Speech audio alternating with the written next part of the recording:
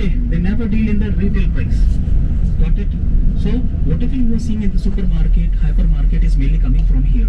You may be thinking that okay, the size of the shop is very small, but how they going to be fulfilling their requirement? Because they have big warehouses in Russia. 15 kilometers from here, they have big warehouses, so they can fulfill that requirement. Yet these products is only for the demonstration.